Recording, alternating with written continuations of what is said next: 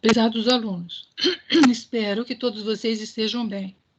Hoje nós vamos ver a aula antígenos e como eles induzem a resposta imune. Vamos compartilhar os slides, então.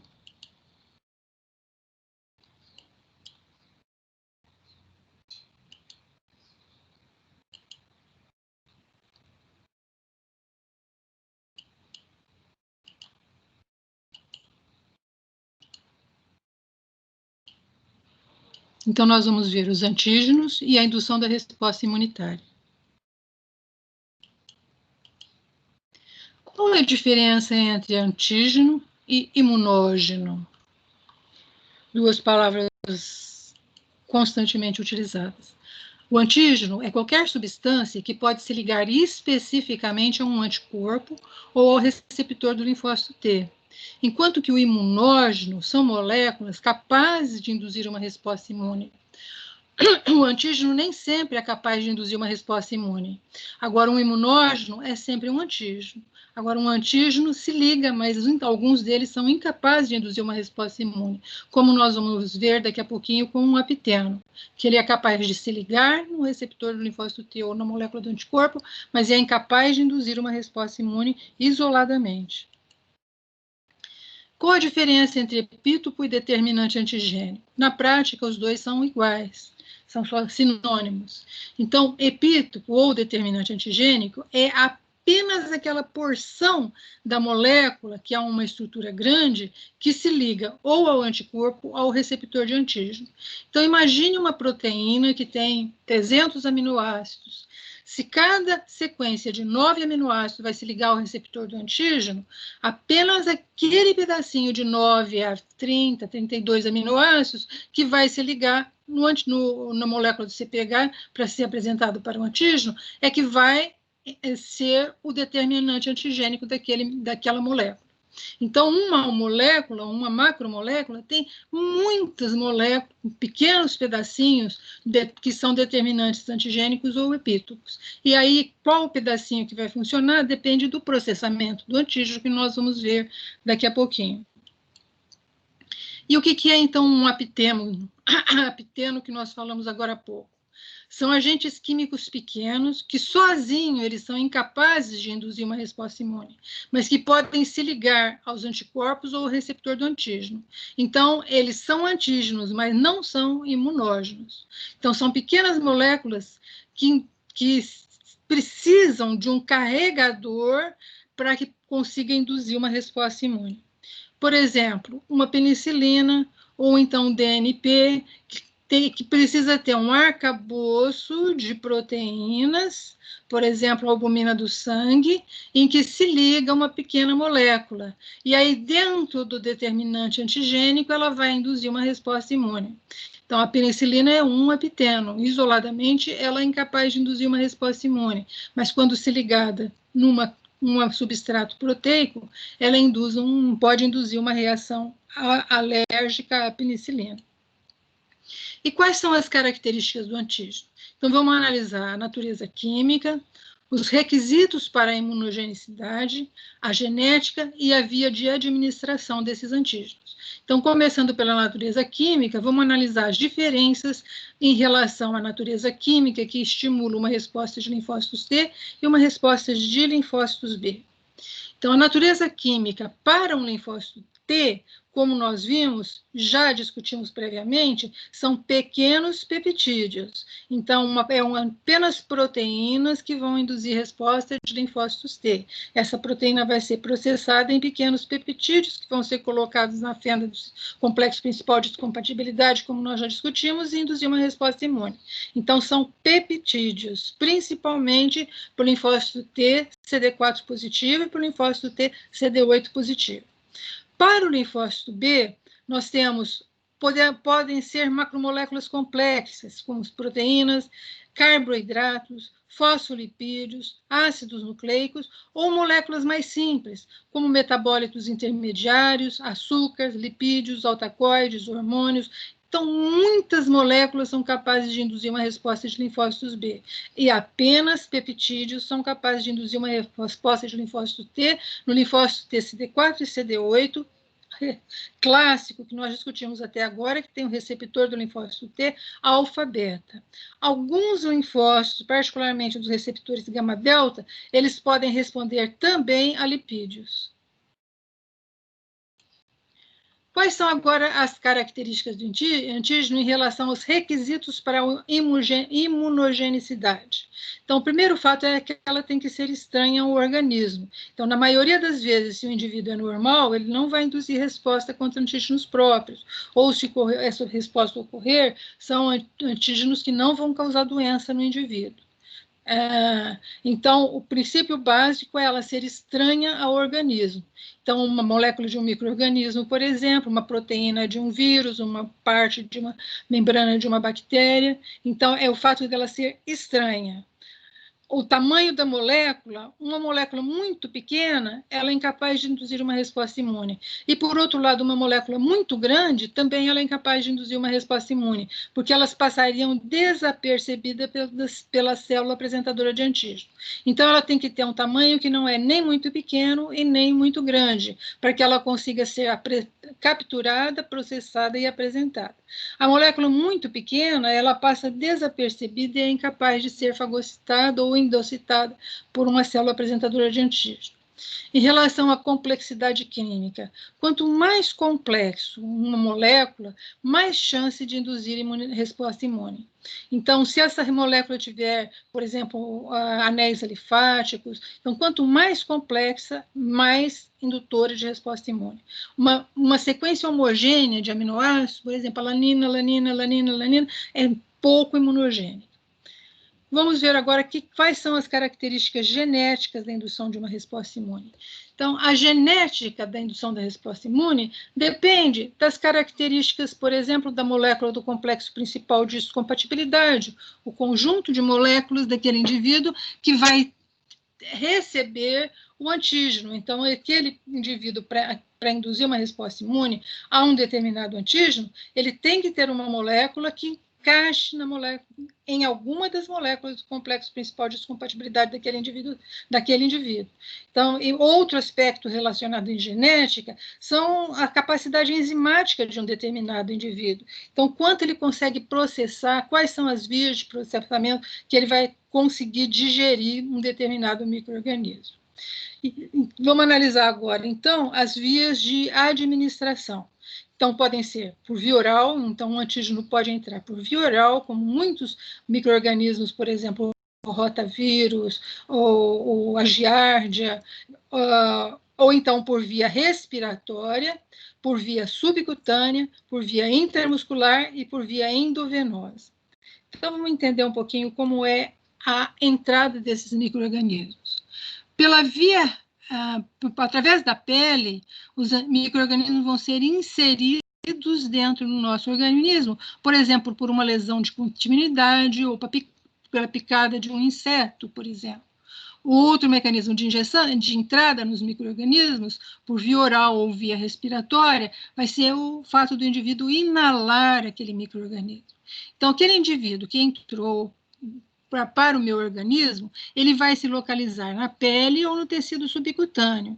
Então, esse antígeno que vai ser capturado, ele vai ser capturado por uma célula dendrítica, essa célula dendrítica vai sair do tecido subcutâneo e vai ser carregada para um linfonodo, ou seja, por um órgão linfóide secundário. No linfonodo é que ele vai induzir uma resposta imune e voltar para a circulação sanguínea.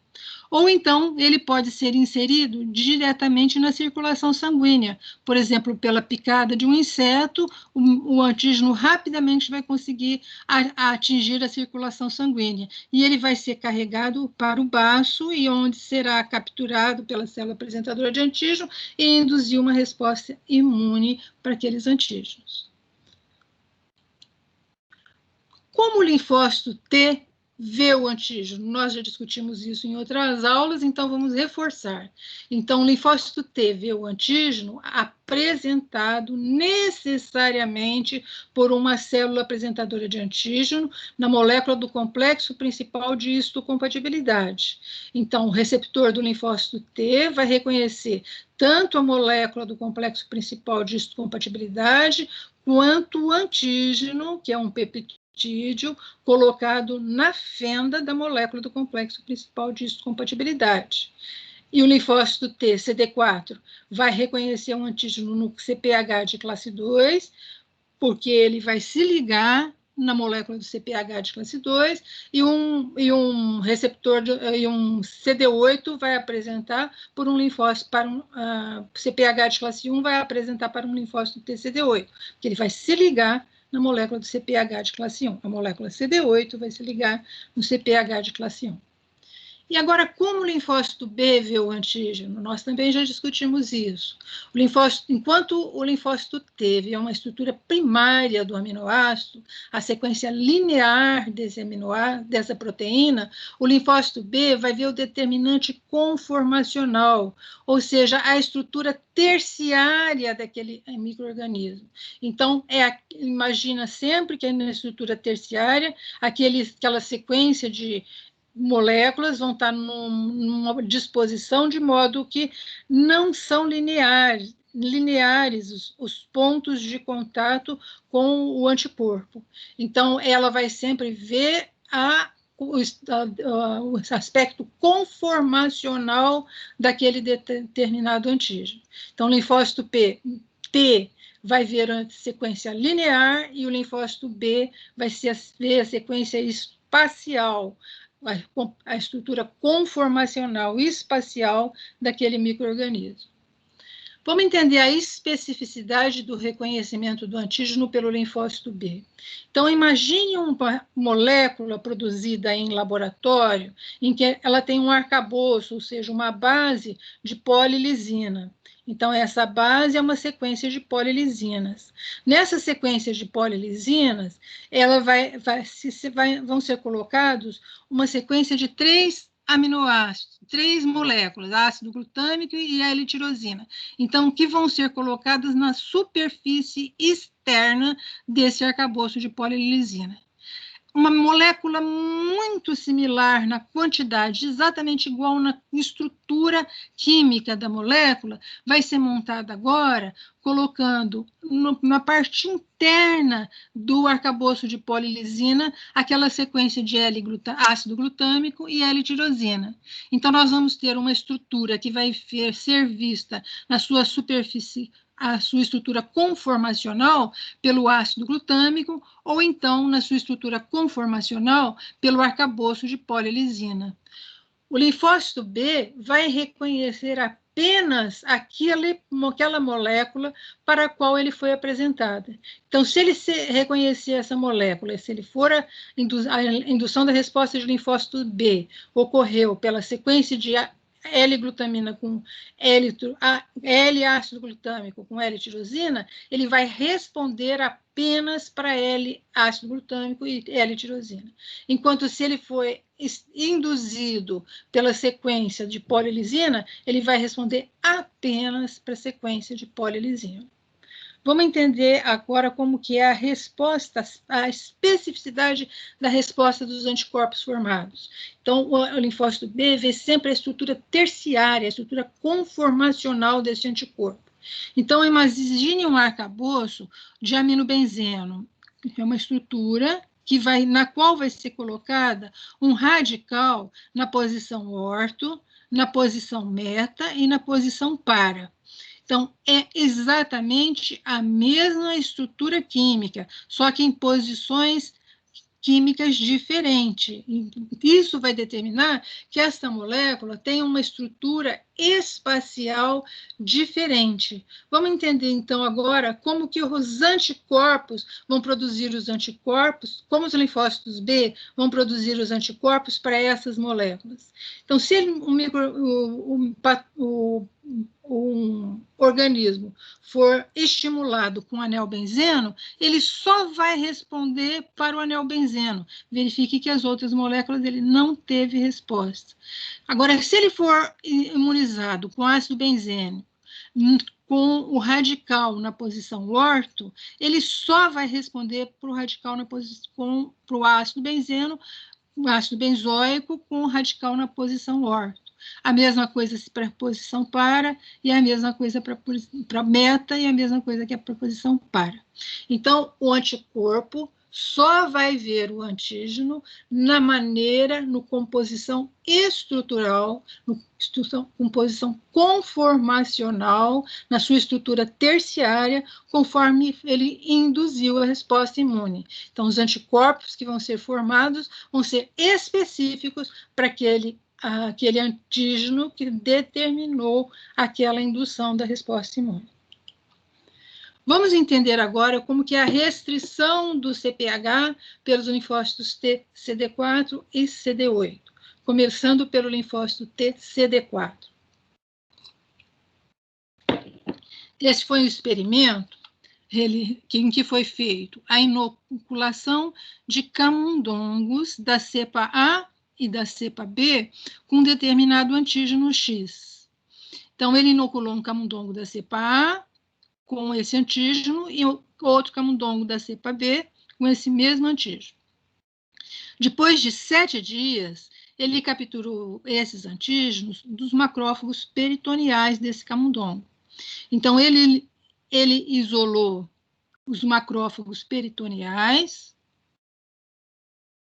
desses camundongos e, ele isolou os linfonodos desse camundongo, então ele inoculou o antígeno e obteve os linfonodos. Ele pegou esse mesmo camundongo e recuperou o macrófago peritoneal. Então, ele pegou o animal e capturou os gânglios linfáticos, os linfonodos. O que vai ter nos linfonodos desse animal que foi imunizado com antígeno X? Linfócitos específicos para aquele antígeno. Então, ele macerou e colocou esses linfócitos específicos para aquele antígeno numa placa de Peyer. Vamos ver agora, por outro lado, o que ele acrescentou nessa placa de Peyer. Então, ao mesmo tempo, ele pegou macrófagos, peritoneais, desses mesmos camundongos da cepa A e da cepa B, em que ele inoculou in vitro esse antígeno nos macrófagos peritoneais desses animais. Então, aqui ele obteve o linfócito específico para esse antígeno, e aqui ele obteve um macrófago apresentando este antígeno na sua superfície, que ele foi incubado com o mesmo antígeno X. E aí ele misturou na placa de Petri, co-cultivou os linfócitos e os macrófagos. Então, quando ele colocou macrófagos da cepa A e linfócitos da cepa A, então, linfócitos obtidos da cepa A e macrófagos obtidos também da cepa A, ele obteve uma indução da resposta imune. Ele viu que esses macrófagos induziam a proliferação dos linfócitos T. Quando ele pegou a mesma coisa, linfócitos de camundongos da cepa B, com macrófagos de camundongos da cepa B, ele induziu também uma resposta. Mas quando ele colocou na placa de Peyer linfócitos da cepa A com macrófagos da cepa B, não conseguiu obter resposta. E se ele colocou da cepa B linfócitos, da cepa A macrófagos, ele também não conseguiu resposta. A conclusão desse experimento, então, foi que os linfócitos só conseguiam responder a um antígeno apresentado numa célula apresentadora de antígeno, que era o macrófago do próprio indivíduo. Então, daí foi a restrição do CPH pelos linfócitos T CD4. E eles observaram que esses antígenos estavam localizados na superfície do macrófago.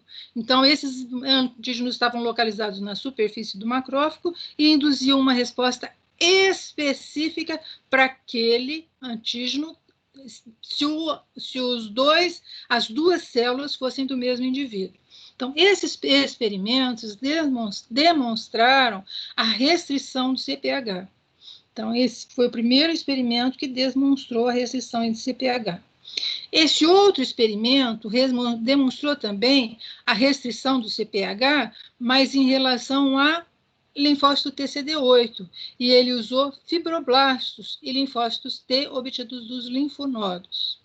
Esse experimento foi motivo de prêmio Nobel, que foi recebido em 1974 pelo Zinger-Nagel. Então, esses experimentos foram feitos muito parecido com o que foi feito por linfócito TCD4, mas agora utilizando linfócitos TCD8. Então, o que o grupo do Zinger-Nagel fez? Ele colocou um vírus da coriomeningite linfocitária e infectou camundongos da cepa A. Então, um vírus da coriomeningite linfocitária. Então, esse camundongo da cepa A foi infectado com o vírus. 7 dias depois, ele pegou dos linfonodos as células do linfonodo. O que tinha nessas células do linfonodo? Linfócitos específicos, citolíticos, para aquele vírus da coriomeningite linfocitária. Ao mesmo tempo, ele inoculou in vitro fibroblastos com o mesmo vírus da coriomeningite linfocitária. Então, ele inoculou fibroblastos de camundongos de linhagem A e de camundongos de linhagem B. Observe que foi feito aqui o linfócito apenas da linhagem A. E aí ele inoculou in vitro os fibroblastos e ele obteve esses fibroblastos agora apresentando o peptídeo na sua célula apresentadora de antígeno, funcionando como uma célula apresentadora de antígeno, apresentando na molécula do CPH, que nós hoje sabemos que é o CPH de classe 1. Mas quando esse experimento foi feito, não se conhecia onde estava essa molécula, onde ela ia ser apresentada. Então, ele pegou fibroblastos de camundongos da linhagem A e da linhagem B e misturou in vitro com linfócitos CD8 de camundongos da linhagem A. Então, vamos ver o que ele encontrou com esses resultados. Então, o linfócito, e aí a maneira que ele analisou foi se esse linfócito conseguia destruir a célula-alvo infectada com o vírus.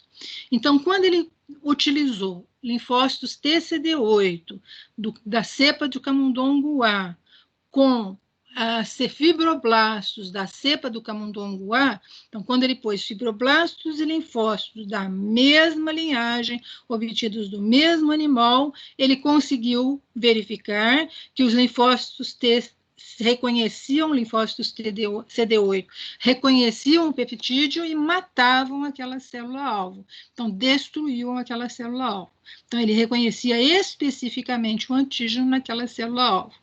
No entanto, quando ele usou linfócitos da cepa A com fibroblastos de animais da cepa B, não houve nenhuma resposta.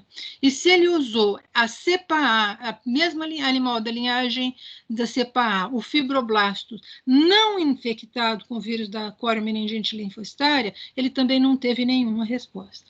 Então, este experimento mostra para a gente, de novo, a restrição do reconhecimento pelo linfócito TCD8 de célula apresentadora de antígeno da mesma linhagem específica para o qual ele foi induzido. Então, o animal da cepa A só reconheceu fibroblastos de animal da cepa A.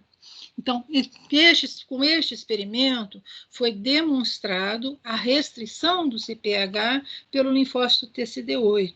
Esse experimento é que deu origem a todo o estudo do conhecimento do complexo principal de histocompatibilidade, todo o desenvolvimento da ciência em relação a esse aspecto, que culminou na possibilidade de transplantes de órgãos, que a gente realiza hoje na prática clínica. Então, por isso, esse foi um avanço tão intenso no conhecimento científico que ele ganhou o prêmio Nobel por conta desse experimento. Então, vocês verificam a simplicidade, né, do experimento, mas naquela ocasião ele não conhecia nada disso, não se conhecia nem como que aquele antígeno ia parar na superfície daquela célula apresentadora de antígeno. Bom, vamos agora entender os experimentos que mostraram para a gente a necessidade de apresentação de antígeno por uma célula apresentadora de antígeno, para que o linfócito pudesse ser ativado. Então, se a gente colocar numa placa de pé ou num tubo de ensaio, linfócitos T, CD4 positivo, e o antígeno isoladamente, não vai acontecer nada. Esse linfócito não vai ser ativado por aquele antígeno. Ou pode até ocorrer indução de tolerância ao invés de indução de resposta imune. Agora, se eu colocar esse antígeno, esse linfócito TCD4, com esse antígeno, na presença de uma célula apresentadora de antígeno, aí eu vou verificar que houve indução da resposta imune. Então, o linfócito TCD4 não reconhece o antígeno, não ocorre indução de resposta imune se o antígeno estiver isolado, se ele não estiver sendo apresentado na molécula do complexo principal de histocompatibilidade para um receptor do linfócito T. Vamos entender agora como que é o papel das células apresentadoras de antígenos profissionais, quais são elas e como elas funcionam. Então, as células apresentadoras de antígeno profissionais são células dendríticas, um macrófago e o linfócito B. Então, a célula dendrítica vai capturar o antígeno, processá-lo e apresentá-lo na molécula de CPH de classe 2.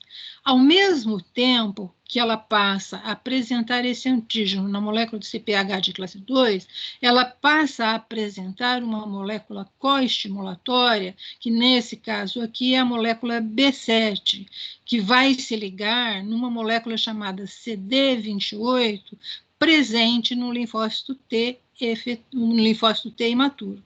Então, esse linfócito T vai receber dois sinais. Um, pela célula apresentadora de antígeno, apresentando o antígeno na molécula de CPH de classe 2, e o segundo sinal, pela ligação das moléculas coestimulatórias B7 e CD28. Quando ele recebe estes dois sinais, ele recebe o estímulo para entrar em expansão clonal, diferenciação em células T efetoras. Então, ocorre a ativação de uma célula T imatura. Então, uma célula dendrítica consegue ativar um linfócito T imaturo. Então, aquele linfócito T virgem, e vai induzir a expansão, multiplicação e diferenciação, formando um clone, ou seja, em alguns dias eu tenho milhares de linfócitos exatamente iguais àquele primeiro e com capacidade de responder àquele antígeno. A outra célula apresentadora de antígeno é um macrófago. Então, o macrófago capturou um antígeno, processou e apresentou na molécula do CPH de classe 2 para um linfócito TCD4 positivo. Então, este macrófago vai essa apresentação do antígeno vai induzir também a expressão de moléculas coestimulatórias, e este linfócito vai passar a produzir citocinas que vão ativar este mesmo macrófago. Então, aquele macrófago vai se transformar num macrófago ativado, capaz de matar aquele micro-organismo. Então, um macrófago vai ativar uma célula efetora, que vai ter CD4, que vai produzir citocinas, que vão amplificar a ação deste e dos outros macrófagos que estiverem aqui na sua proximidade, para matar aquele micro-organismo. E é um mecanismo de defesa do nosso organismo mediado por imunidade mediada de linfócito T, mediada pelos macrófagos. Então, é a imunidade mediada por células. A outra célula apresentadora é o linfócito B. Então, o linfócito B vai capturar o antígeno na sua estrutura terciária, como nós já vimos, vai endocitar esse antígeno, então esse antígeno vai ser transferido para dentro do citoplasma desse linfócito B em vesículas e vai ser processado e apresentado na superfície do linfócito B na molécula do complexo principal de histocompatibilidade. Então, ele vai passar o primeiro sinal para o linfócito T, que vai passar um sinal de volta para o linfócito B, tornando esse linfócito B, transformando esse linfócito B em um plasmócito produtor de anticorpos. Então, o linfócito B induziu um linfócito T a entrar, estimular o próprio linfócito B a produzir anticorpos para este antígeno para o qual ele entrou em contato. Então, é a resposta de linfócito T estimulando o linfócito B na produção de anticorpos, ou seja, é a resposta da imunidade humoral.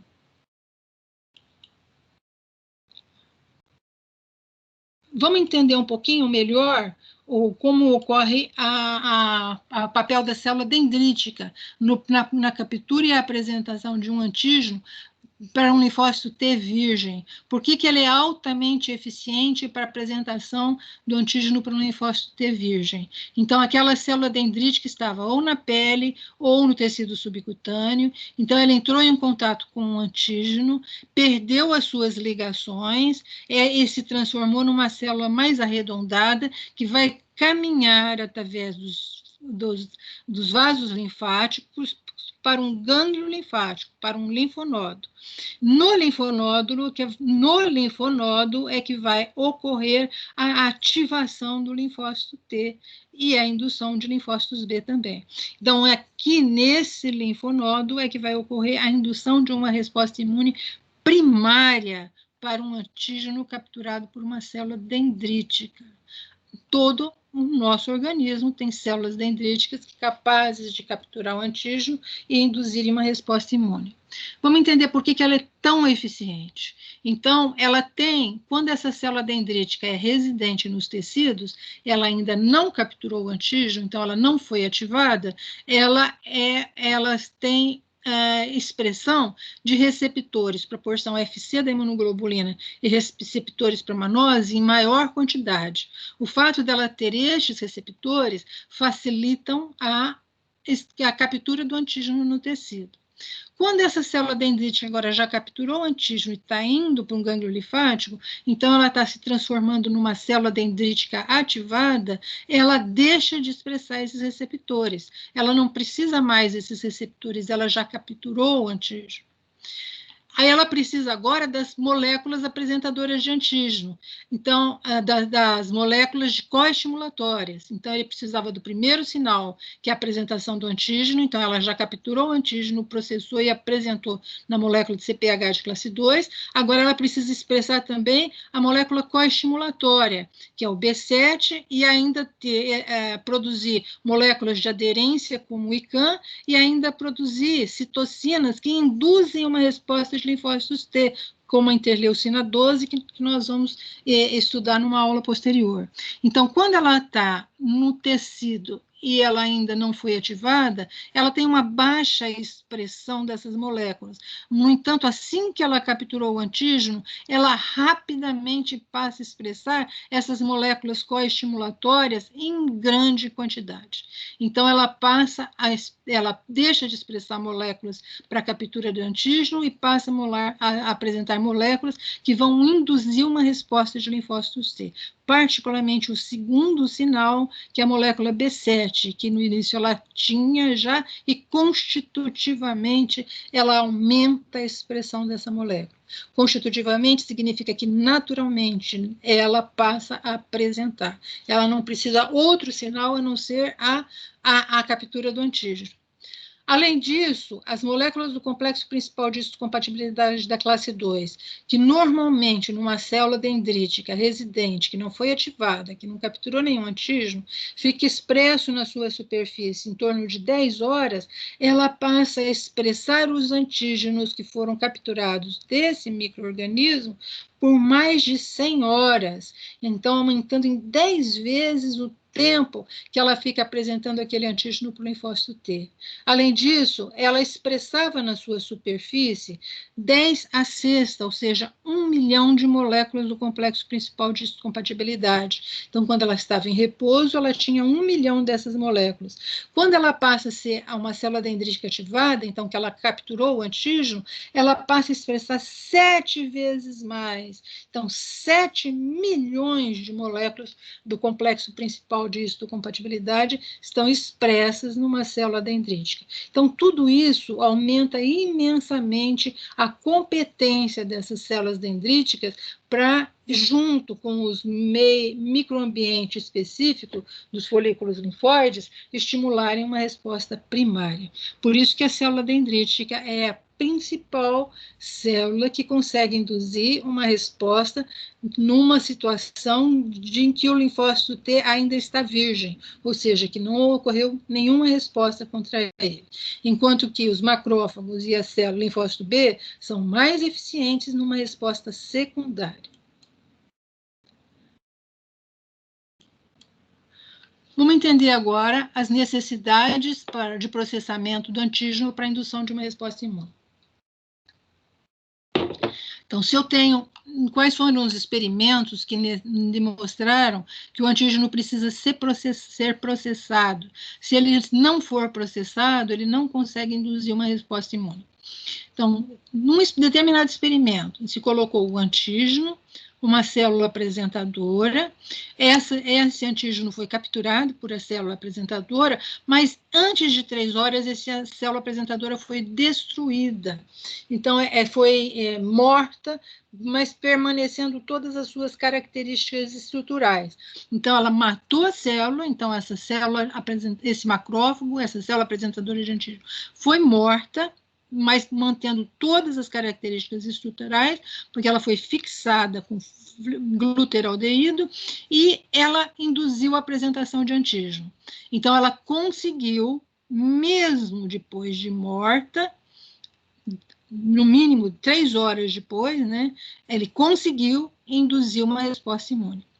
Agora, se esse processo de morte pela fixação com gluteraldeído foi feito antes de 3 horas, ou seja, logo após esse antígeno ser capturado, em que não houve tempo de processá-lo e apresentá-lo na sua superfície, essa célula é incapaz de induzir uma resposta imune. Ela não induz uma resposta imune. Por outro lado, se eu utilizar essa mesma célula que fica morta por gluteraldeído, então, antes de entrar em contato com qualquer antígeno, essa célula foi fixada com gluteraldeído. E aí, esse antígeno foi digerido por enzimas digestivas, quebrando esse antígeno em pedaços pequenos. E aí, essa célula apresentadora de antígeno fixada foi incubada com esses antígenos. E aí, esses antígenos conseguiram ocupar a fenda da molécula do CPH e houve a apresentação do antígeno. Se essas moléculas tivessem sido processadas, mesmo que a digestão tenha ocorrido fora da célula apresentadora de antígeno. Então, esses experimentos mostram que o antígeno, para induzir uma resposta imune, ele precisa ser processado, seja pela própria célula apresentadora de antígeno, ou até mesmo se ele for processado extracelular. Então, destruí-lo em pequenos pedacinhos e incubá-lo com a célula apresentadora de antígeno. Vamos entender agora a localização do antígeno, se ele está no citoplasma da célula ou se ele está no meio extracelular. Então, vamos ver os experimentos que foram feitos utilizando linfócitos TCD8 e utilizando linfócitos TCD4. Então, nós já sabemos que o linfócito TCD8 é restrito a CPH de classe 1 e o CD4 é restrito a CPH de classe 2.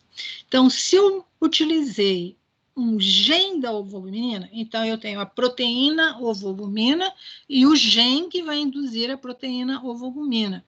Então, esses autores que fizeram esse experimento, eles utilizaram o gene da ovoalbumina e, por um processo de transfecção, jogou esse gene da ovoalbumina dentro de uma célula apresentadora de antígeno.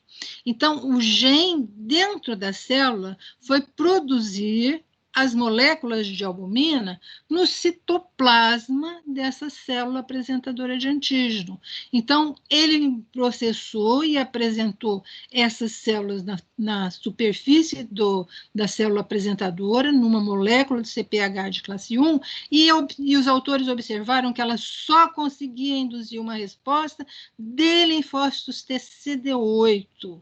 Ela não conseguia induzir uma resposta de linfócito TCD4. Então, um antígeno que está sendo processado no citoplasma da célula induz uma resposta de linfócitos TCD8. Se agora, em vez de usar o gene da ovoalbumina, ele utilizou a própria ovoalbumina, mas por um choque osmótico, jogou essa célula diretamente no citoplasma, sem ser fagocitada, ou seja, a ovoalbumina foi jogada no citoplasma dessa célula, essa ovoalbumina também foi processada dentro do citoplasma da célula, apresentada na molécula do CPH de classe 1, e ela só conseguiu induzir uma resposta de linfócitos TCD8. Então, ela foi processada, apresentada na molécula de CPH de classe 1, e só conseguiu induzir uma resposta de CD8. Não induziu uma resposta de linfócitos TCD4. Então, a molécula do CPH de classe 1 é restrita ao linfócito TCD8.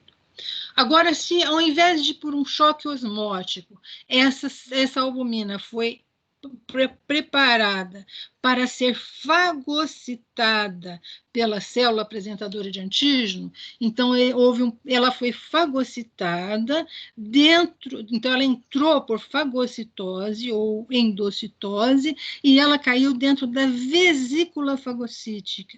Dentro da vesícula fagocítica, ela foi processada e apresentada numa molécula do complexo principal de classe 2. Então, uma molécula do complexo principal de classe 2 vai apresentar o antígeno para o linfócito TCD4. Então, se ela foi capturada dentro de um vacúolo fagocítico, ela vai estimular uma resposta de linfócitos TCD4 e não vai induzir uma resposta de linfócitos TCD8.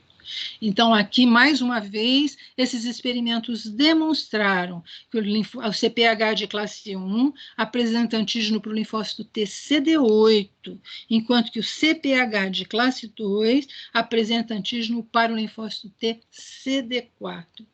Então, antígeno que está no citoplasma, CPH de classe 1.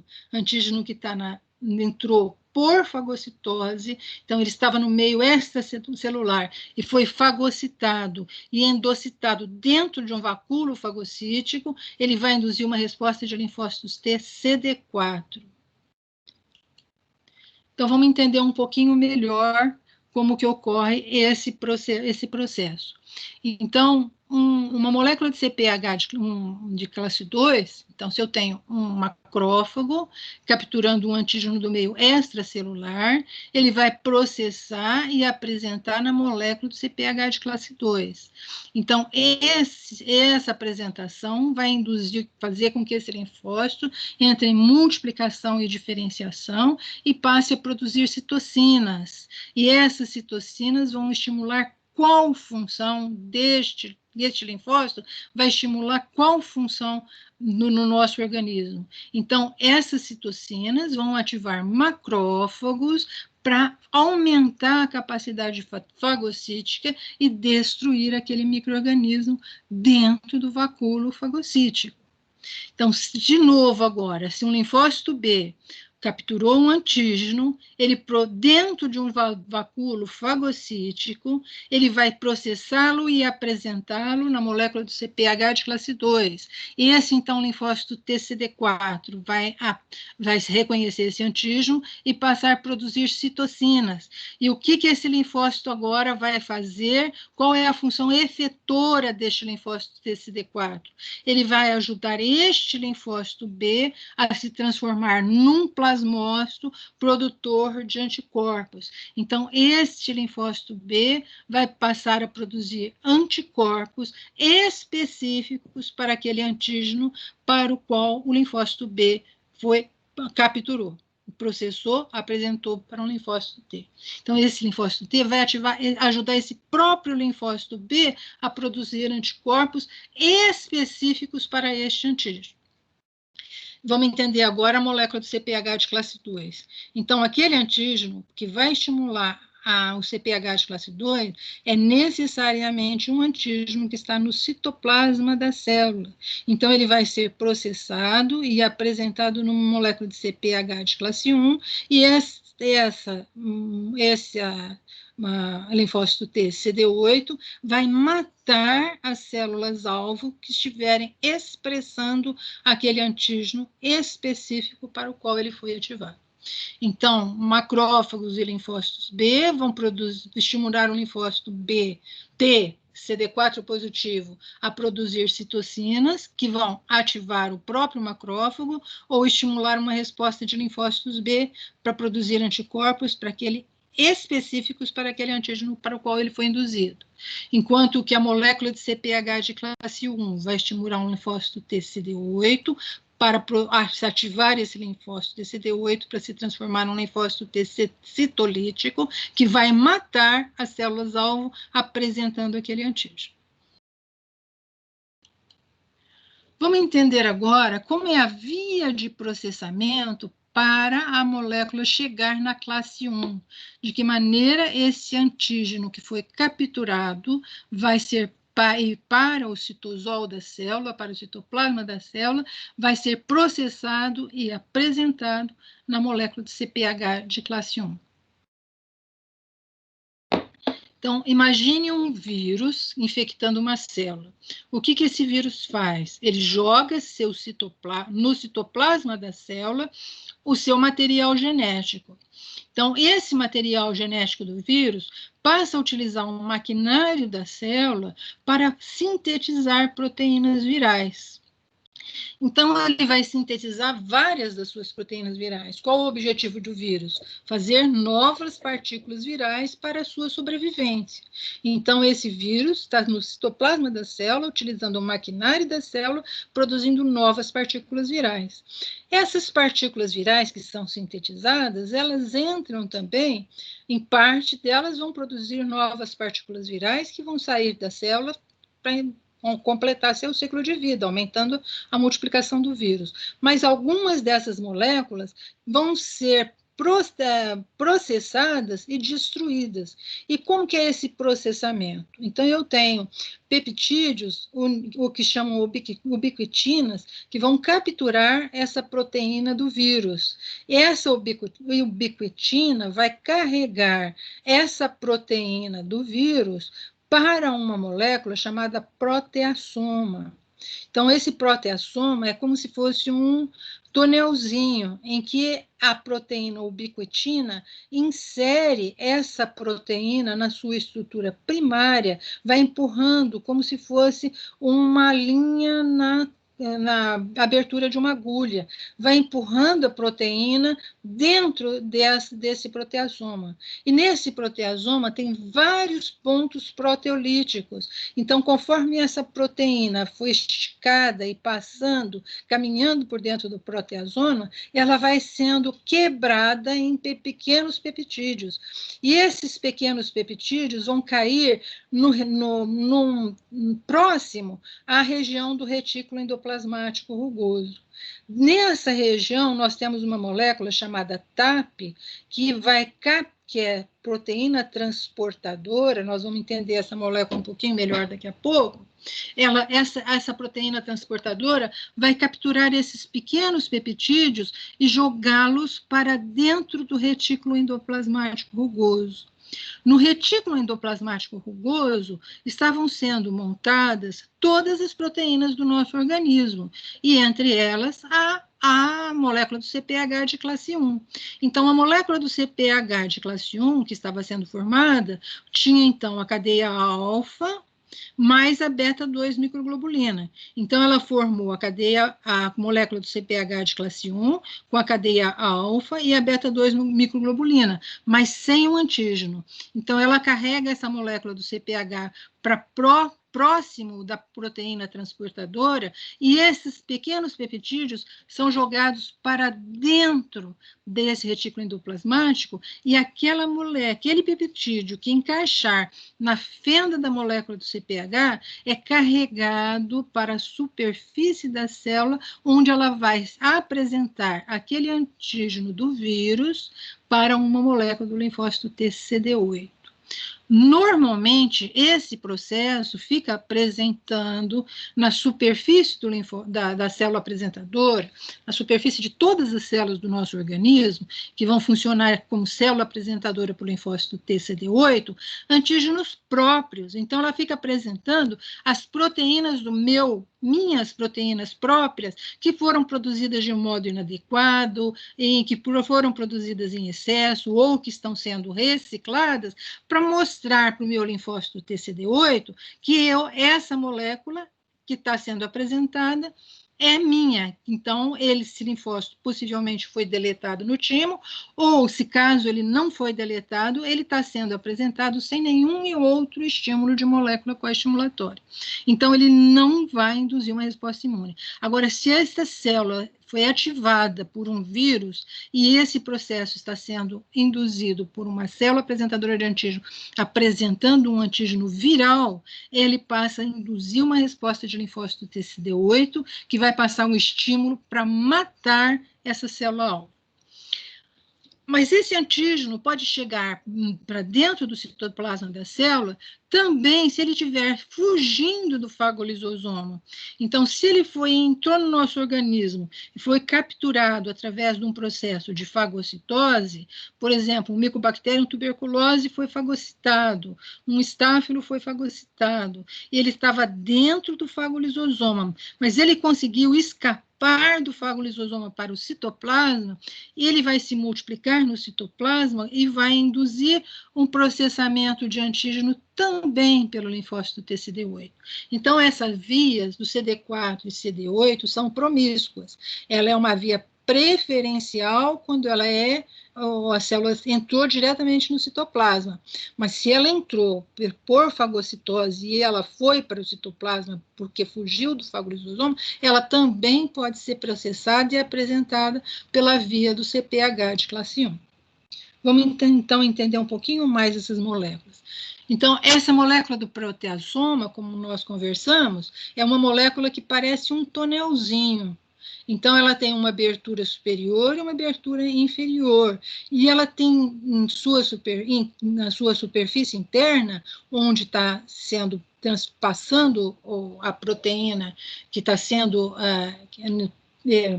passada por dentro do proteasoma na sua estrutura primária, ela tem vários enzimas que funcionam como enzimas proteolíticos nessa região.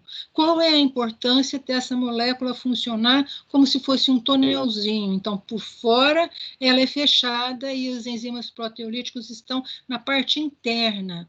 É que esses enzimas proteolíticos poderiam destruir proteínas próprias. Então, o nosso organismo teve que proteger essas enzimas proteolíticas dentro dessa molécula que parece um tonelzinho. Então, esses antígenos vão passando aqui por dentro do proteasoma e sendo destruídos, formando peptídeos. E qual é o tamanho desses peptídeos que são formados? 7, 8, 9, 11 aminoácidos, justamente o tamanho dos aminoácidos que vão encaixar na fenda da molécula do CPH de classe 1. Então, o proteasoma vai quebrando essas moléculas em peptídeos que vão ser transferidos para dentro do retículo endoplasmático para ser encaixado na molécula do CPH de classe 1.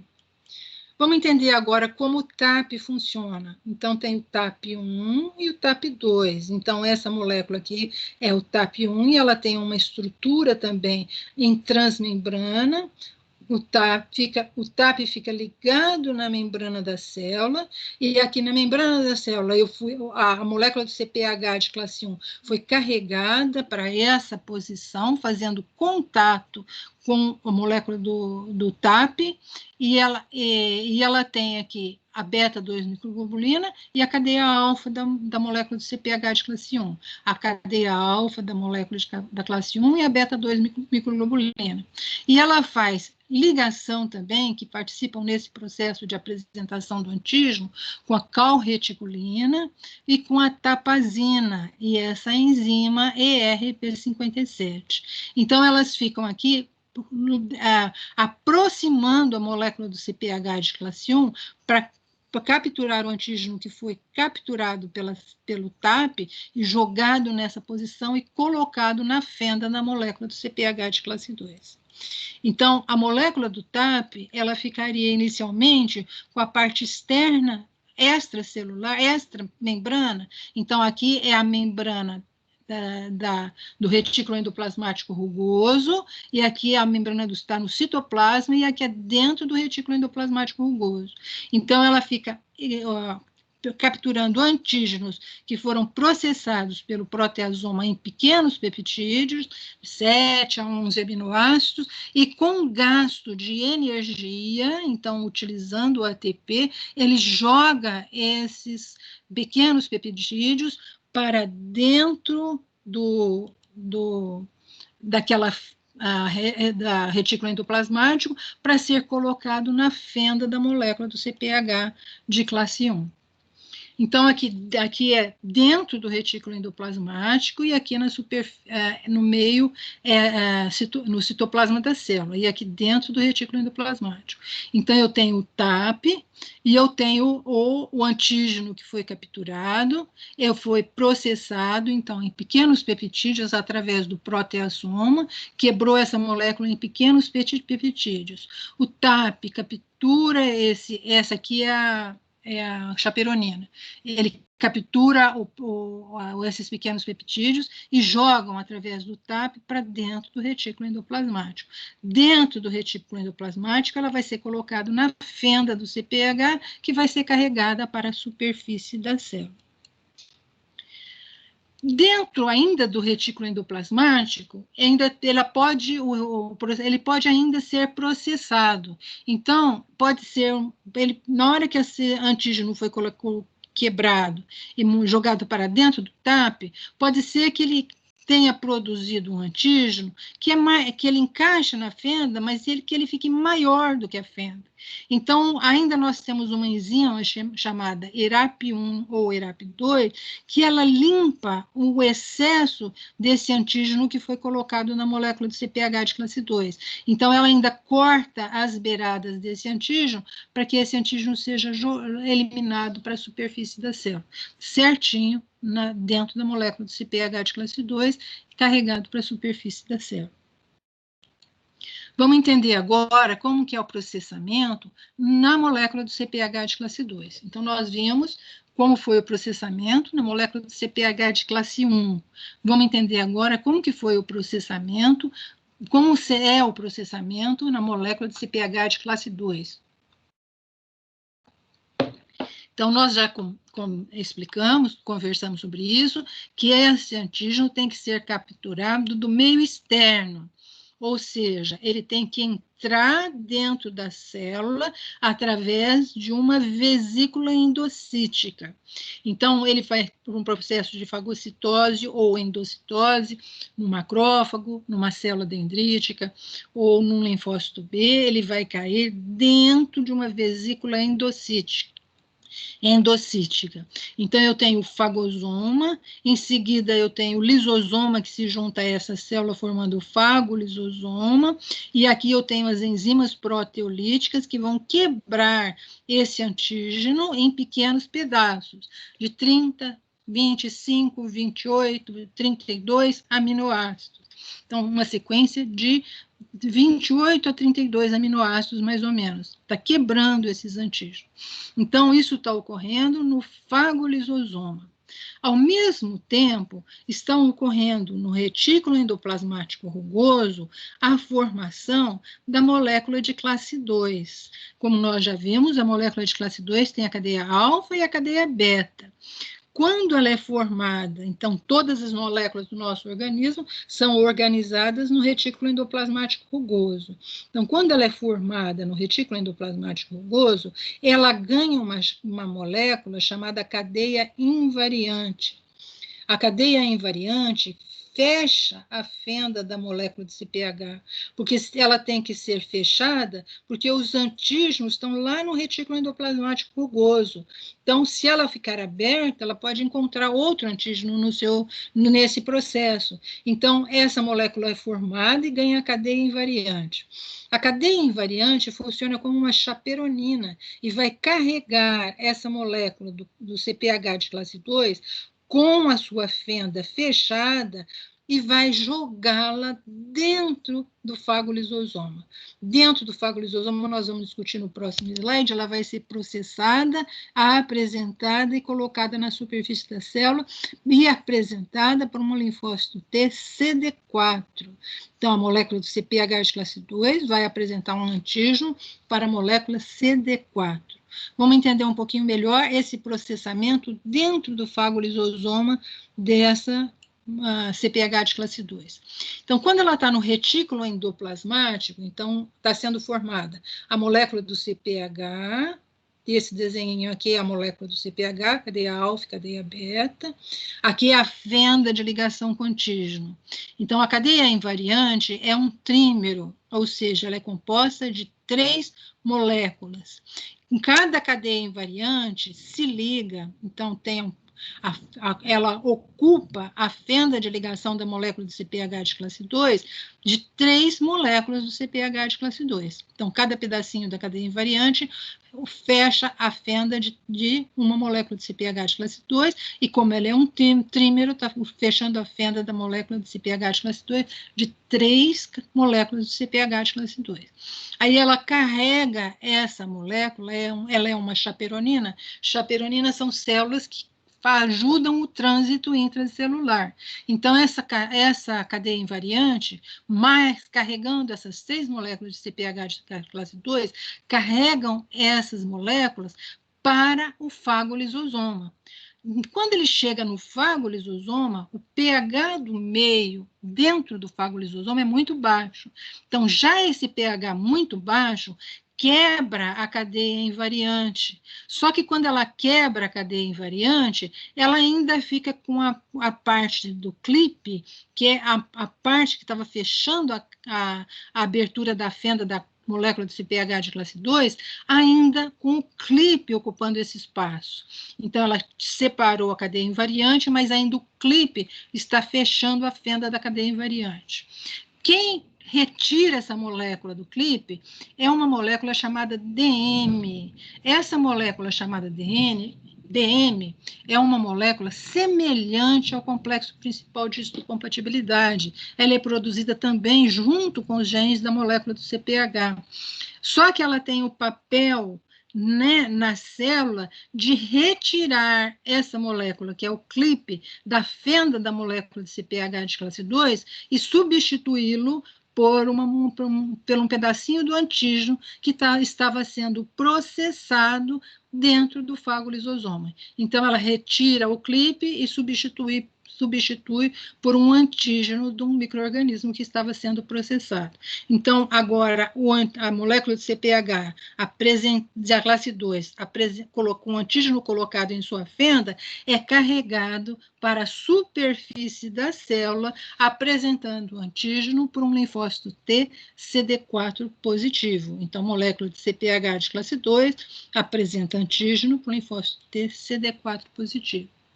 Então, resumindo, o processamento da molécula de CPH de classe 1 e a molécula de CPH de classe 2, um antígeno para CPH de classe 1 sempre vai estar no citoplasma da célula.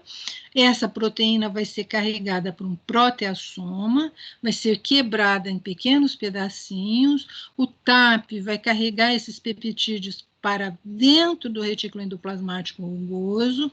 No retículo endoplasmático eu tenho a molécula do CPH de classe 1 e esses peptídeos vão encaixar na fenda do CPH e vão ser carregados e apresentados na superfície da célula para um linfócito TCD8 que vai se ligar a essa molécula do CPH de classe 1.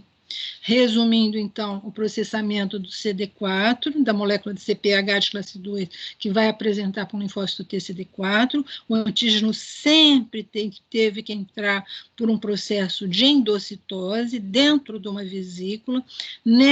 Dentro dessa vesícula, o antígeno vai ser quebrado em pedaços pequenos, de 28 a 32 aminoácidos. A molécula do CPH de classe 2 foi produzida no retículo endoplasmático com a sua fenda fechada e ela é carregada para o fagosoma.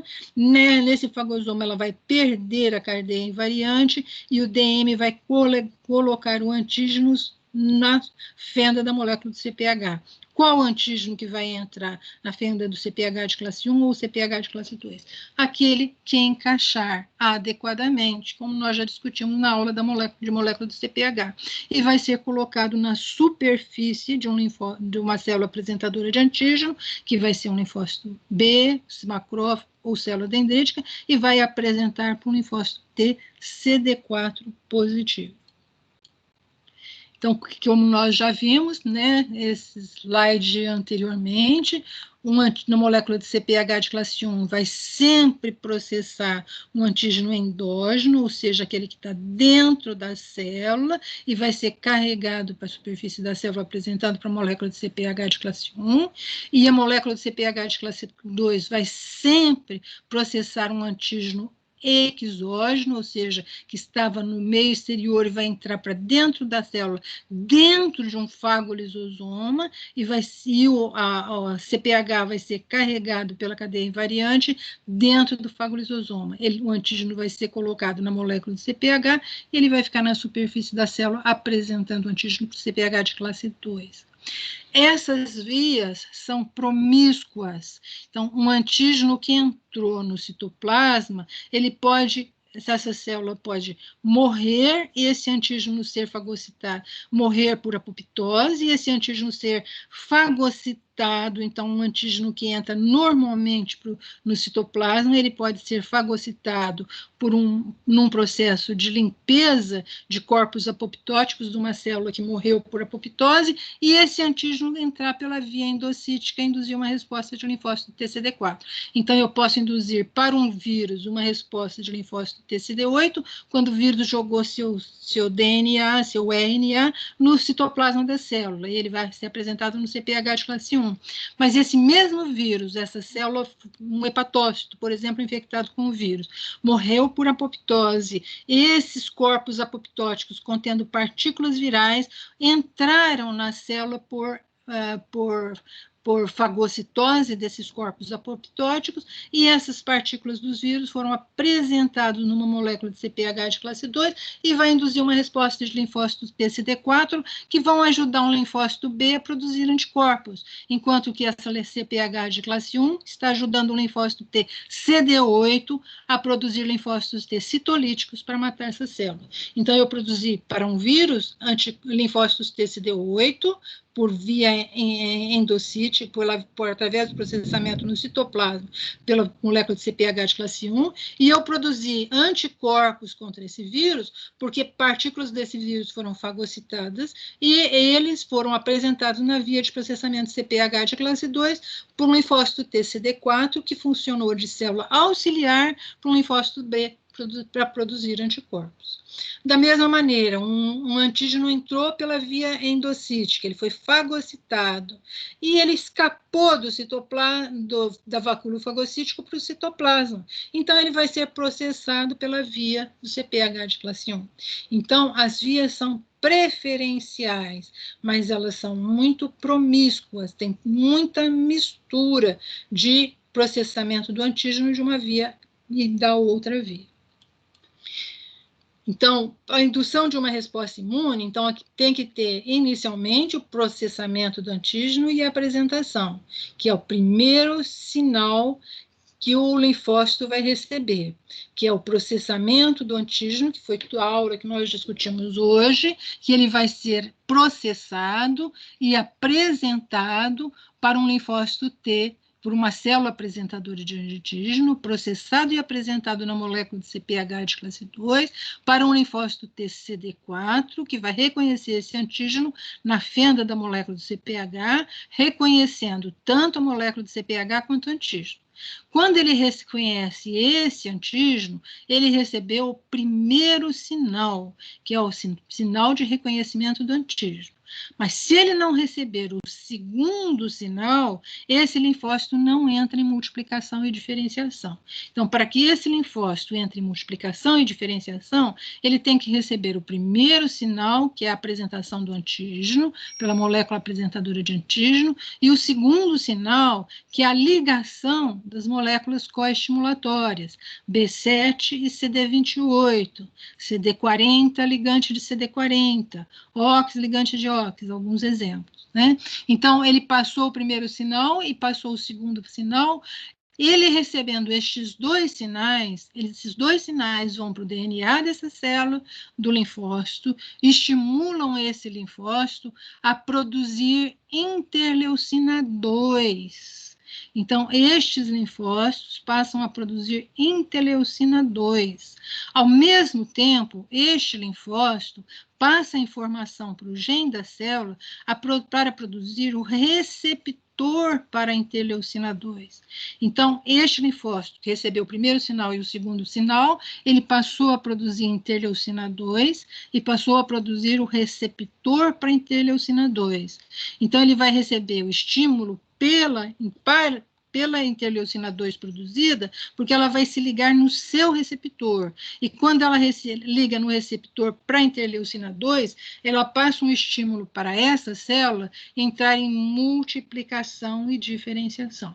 Então, quando a ação da interleucina 2 é estimular a multiplicação desse linfócito. Então, ele entra em multiplicação e diferenciação. Então, por que só este linfócito vai receber a ação da interleucina 2? A interleucina 2 é uma citocina que está no meio ambiente. Então, ela poderia agir em outros linfócitos ali do lado, mas somente esse linfócito que recebeu o primeiro sinal e o segundo sinal está produzindo o receptor para a interleucina 2. Então, somente este linfócito vai receber a ação da interleucina 2 e entrar em multiplicação e diferenciação. Então, na próxima aula, vocês vão discutir como que é a ativação deste linfócito, que recebeu o primeiro sinal e o segundo sinal. Então, na aula de hoje, nós discutimos como que é o antígeno, como que ocorre a indução da resposta imune, como que é o processamento, quais são os requisitos para que uma molécula funcione de antígeno, como que esse antígeno é apresentado na molécula de CPH de classe 1 e como que esse antígeno é apresentado na molécula de CPH de classe 2. E quando isso ocorre, ele passa a estimular o primeiro sinal e o segundo sinal e induz uma resposta imune. Na próxima aula, então, vocês vão ver como ocorre a ativação do linfócito, que recebeu o estímulo do primeiro sinal e do segundo sinal. Então, nos encontramos na próxima aula.